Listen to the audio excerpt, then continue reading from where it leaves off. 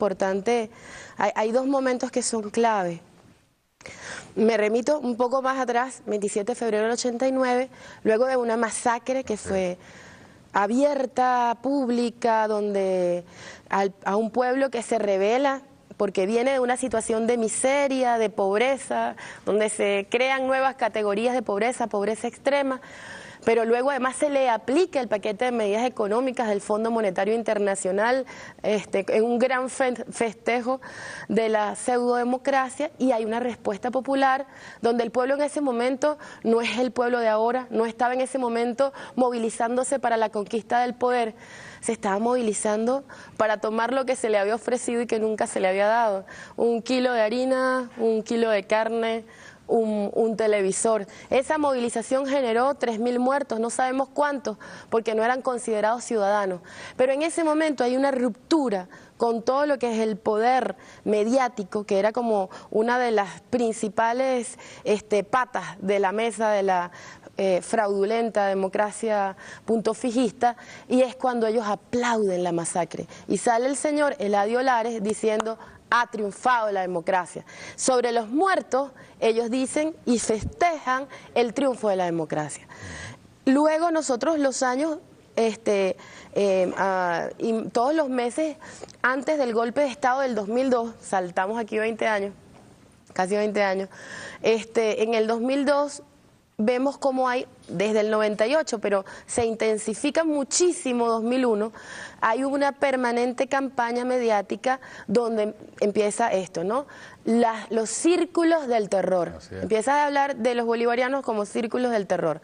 Comienzan a identificar a los bolivarianos, recuerdo la frase de desdentados, chusmas, hordas, turbas. Es todo esto que nos amenaza.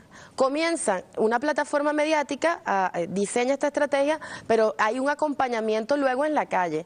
La gente de los edificios del este y las urbanizaciones del este organizándose para recibir a esa horda, a esa gente que no es gente, que son unos salvajes, que son delincuentes todos y que obviamente merecen la muerte. Es decir, tú vas creando todo un clima de odio y de miedo paralizante.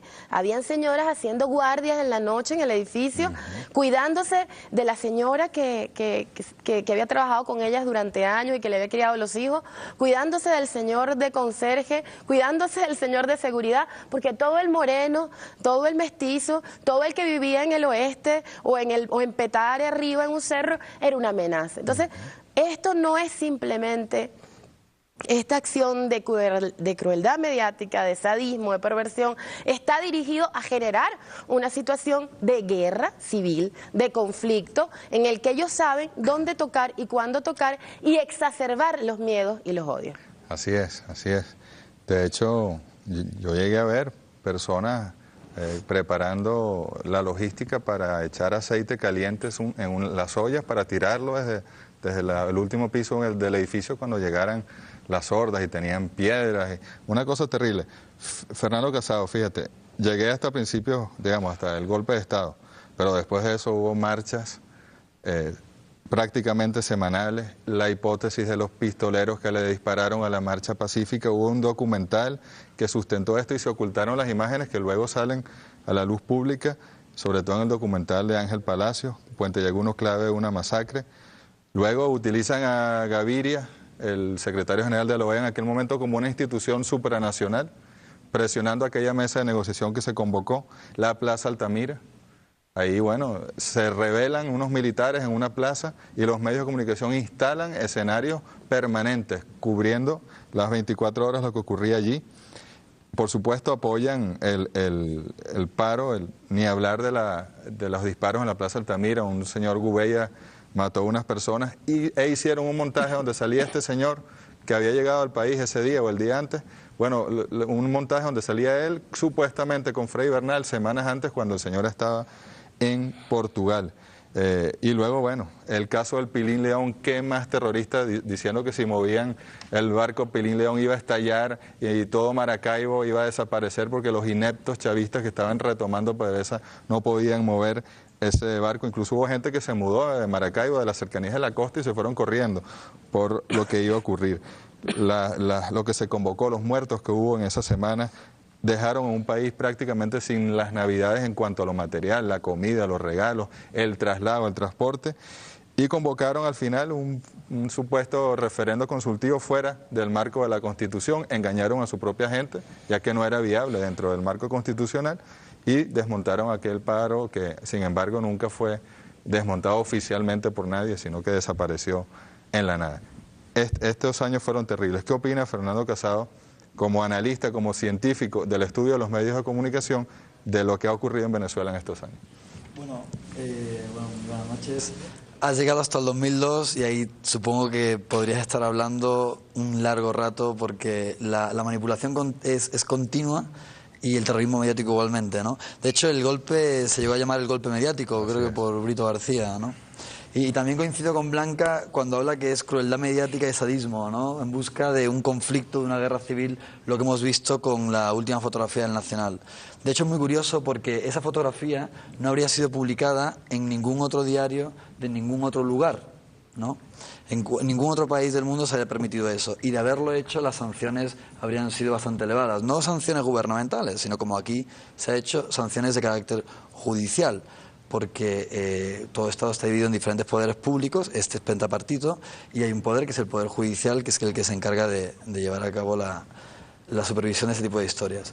Pero es curioso, ¿no? Si nos remitimos al caso de esta semana, como la manipulación mediática es continua, como la manipulación mediática a nivel internacional y a nivel nacional en contra del gobierno venezolano es de carácter sistemático, en esta misma semana, esta semana que acaba de pasar, podemos ver que sí, que realmente en el tema del Nacional, además, hay un concierto con los medios internacionales para llevar a cabo un desprestigio del gobierno venezolano, ¿no?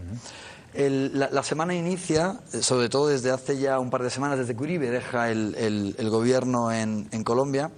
Hay un momento de tensión muy importante que venía dándose entre Venezuela y Colombia. Obviamente los medios, tanto los nacionales golpistas o de oposición como los medios internacionales, en todo momento achacan la agresividad o el conflicto bilateral a Venezuela, ¿no?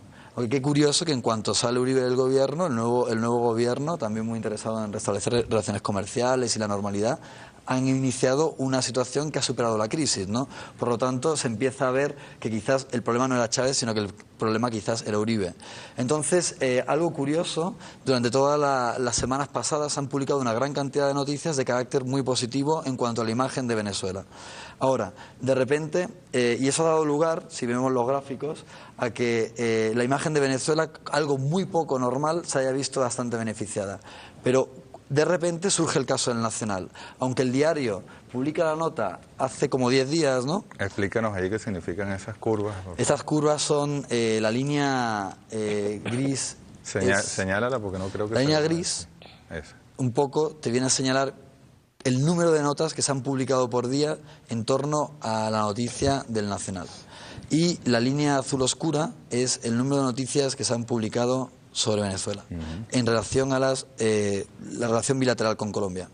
Como vemos, desciende las noticias en relación a lo colombiano y suben las noticias en torno al Nacional. Cuando vieron que estaba descendiendo la polémica con Colombia, sacan la noticia nacional para que... Pero precisamente es porque, si vemos el segundo gráfico, es la mayor parte de las notas, el amarillo simboliza lo neutro, lo rojo simboliza lo positivo y lo muy positivo, y lo azul lo negativo. Cuando vemos, normalmente las noticias que se publican sobre Venezuela son muy negativas, pero en el caso del restablecimiento de las relaciones con Colombia se publicaron una gran cantidad de noticias positivas, cosa muy poco normal. Pero cuando vemos cómo se inicia el surgimiento del tema del Nacional, es un bombardeo continuo. ¿Pero por qué? Porque los diarios empiezan a posicionar algo completamente falso, que hay censura, que es lo que le encanta siempre dar a conocer a los medios de oposición en Venezuela con el concierto de los medios internacionales, que es lo que se veía además también anteriormente en el documental que se ha visto sobre CNN, que hicieron unos, desgraciadamente, compatriotas míos, ¿no? Sobre de REC, ¿no? Sobre la situación aquí en la frontera y tal. Bueno, entonces, ¿qué ocurre? Por ejemplo, los titulares que se publican en torno a lo del Nacional: acoso de Chávez a la prensa, El Comercio de Ecuador, ¿Pero qué ha dicho Chávez sobre lo del Nacional? O sea, ha sido el sistema jurídico el que en todo caso podría haber hecho una medida en contra del Nacional. Entonces Chávez no tiene nada que ver, pero les encanta en todo momento a la prensa internacional colocar la figura de Chávez, porque la sobreexposición de la figura de Chávez es lo que da lugar a su demonización y a su satanización. O por ejemplo, Chávez prohíbe a los medios que publiquen fotos violentas, ABC de España. También es falso. Chávez no ha prohibido nada. O el Nacional de Venezuela desafía la censura de Hugo Chávez. Bueno, eso fue El Mundo de España también. O la prohibición de imágenes violentas desata la censura, el The Guardian del Reino Unido. O sea que son todos los continentes, o sea, todo el mundo occidental, ¿no? Curiosamente, la mayor parte de las noticias que se publicaron han sido noticias de agencias y los titulares son añadidos por los propios diarios, ¿no? Cuando contraponemos eso con un diario como La Jornada, que tiene una línea editorial mucho más independiente, donde los poderes empresariales no influencian tanto las líneas editoriales del propio diario, nos encontramos con una visión completamente diferente de la realidad. Entonces, sobre el mismo tema, utilizando el cuerpo de la noticia de las mismas agencias que utilizan los anteriores titulares que he mencionado, La Jornada de México dice: prensa opositora intensifica campaña contra Hugo Chávez en Venezuela. Y no se puede decir que La Jornada sea chavista, para nada, sino que simplemente tiene una línea editorial mucho más independiente. ¿Qué opina Blanca Cao de eso que nos está demostrando ahí científicamente esta última semana? Yo creo que el trabajo que ha hecho Fernando a lo largo de varios meses ilustra mucho. Creo que hay un momento en que llegan a pasar de 1000 artículos editoriales en contra de Venezuela. Es una cosa extraordinaria. Pero lo que nos está diciendo ahorita es cómo está orquestado, de qué manera se logra un concierto de medios, ya que es un poder que no es solamente un poder sin límites, porque no hay control social de él, sino además un poder que es transnacional, que responde a los intereses de la gran media internacional. Entonces no hay forma de defenderse, porque es un poder que se retroalimenta, dice una mentira y a partir de esa mentira empiezan a construir y toman como referente lo que ha dicho alguien de esto, ¿no? Entonces es increíble, ellos se citan entre sí y terminan legitimando una mentira que, bueno, el mundo sabe lo que esas mentiras significan. Una mentira como la de que en Irak habían armas de destrucción masiva, justificó la invasión y la guerra contra un pueblo, y aún hay presencia norteamericana en territorio iraquí, asesinando al pueblo iraquí, a partir de una mentira que luego ellos aceptan. Perdón, cometimos un error, sí. Pero no hay absolutamente ningún tipo de cambio en el método y tampoco hubo ningún tipo de efectiva revisión de lo que están haciendo. Es una práctica permanente, recurrente, y es lo que están haciendo en contra de Venezuela. Bueno, nosotros vamos a ir a la pausa. Tenemos el video 3 antes de la pausa, ¿verdad? Vamos a prestarle atención a lo que nos dice Raimundo Reynoso. Él es estadounidense y opina sobre el terrorismo mediático. Vamos a la pausa y regresamos. Ejercen un poder real. Eso es evidente desde donde parten, desde los centros de poder. Y nos podemos referir en específico, aunque no únicamente, a Estados Unidos. Estas campañas groseras, obscenas en realidad, que surgen desde allá, hacen que un televidente, que un lector o que un radioescucha, independientemente del canal que sintonicen o del periódico que lean, siempre y cuando estén vinculados a estos pulpos, encontrarán con leves matices, con diferencias minúsculas, tesis que se machacan una y otra vez. Es Chávez el que dirige los ataques contra los medios, los ataques contra la libertad de expresión y los ataques contra los periodistas. Globovisión desde el año 98 no ha logrado conseguir un permiso, nos alegan que no hay frecuencia. Repetir la mentira recurriendo a las tesis más decantadas del nazismo alemán. Pero hay un acompañamiento luego en la calle. La gente de los edificios del este y las urbanizaciones del este organizándose para recibir a esa horda, a esa gente que no es gente, que son unos salvajes, que son delincuentes todos y que obviamente merecen la muerte. Es decir, tú vas creando todo un clima de odio y de miedo de miedo paralizante. Habían señoras haciendo guardias en la noche en el edificio, principales patas de la mesa de la fraudulenta democracia punto fijista, y es cuando ellos aplauden la masacre. Y sale el señor Eladio Lares diciendo: ha triunfado la democracia. Sobre los muertos, ellos dicen y festejan el triunfo de la democracia. Luego nosotros los años, y todos los meses antes del golpe de Estado del 2002, saltamos aquí 20 años, casi 20 años, en el 2002 vemos cómo hay, desde el 98, pero se intensifica muchísimo 2001, hay una permanente campaña mediática donde empieza esto, ¿no? Los círculos del terror. Empiezas a hablar de los bolivarianos como círculos del terror. Comienzan a identificar a los bolivarianos, recuerdo la frase de desdentados, chusma, hordas, turbas.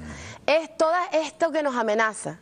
Comienza una plataforma mediática, diseña esta estrategia. Importante, hay dos momentos que son clave.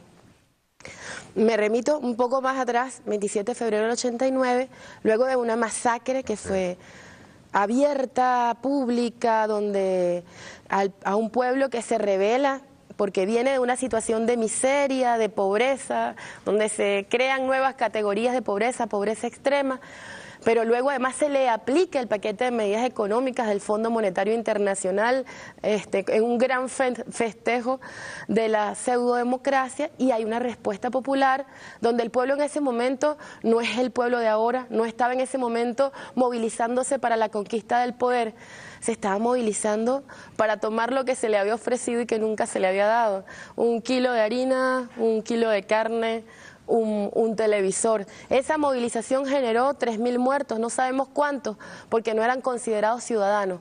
Pero en ese momento hay una ruptura con todo lo que es el poder mediático, que era como una de las principales